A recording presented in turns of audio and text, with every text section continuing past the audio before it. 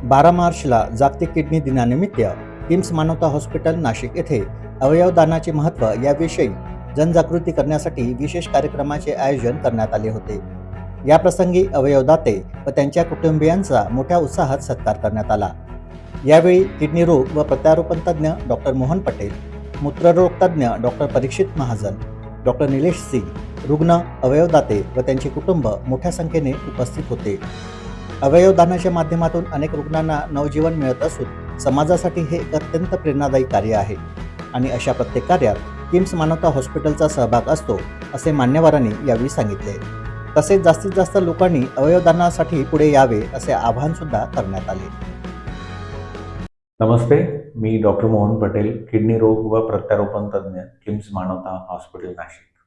आज world kidney day आहे. World kidney day हा इंटरनॅशनल सोसायटी ऑफ नेफ्रोलॉजीच्या वतीने मार्च महिन्याच्या दुसऱ्या गुरुवारी सेलिब्रेट केला जातो. त्यामागचा उद्देश असा आहे की समाजामध्ये किडनीच्या आजारांबद्दल जागरूकता यावी, किडनीचे आजार लवकर लक्षात यावे. या दरवर्षी एक थीम असते. यावर्षीची थीम आहे kidney health for all, caring for the people, protecting the planet.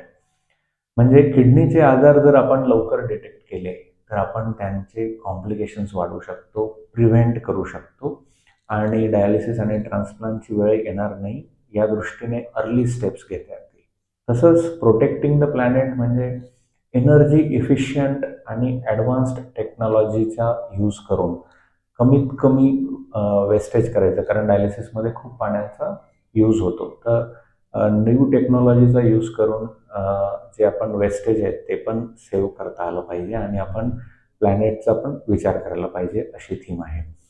गेल्या 2 दशकांपासून भारतामध्ये किडनीच्या आजारांचं प्रमाण प्रचंड प्रमाणात वाढलं आहे. त्यामागे डायबिटीस आणि ब्लड प्रेशर हे मुख्य कारण आहे, कारण हे लाईफस्टाईल डिसीजेस आहेत आणि हे जर व्यवस्थितपणे कंट्रोल केले नाहीत तर किडनी फेल्युअर होण्याचे चान्सेस खूप जास्त असतात. इस्पेशली डायबिटीसच्या पेशंट्समध्ये 40% रुग्णांना किडनी फेल्युअर होऊ शकतं.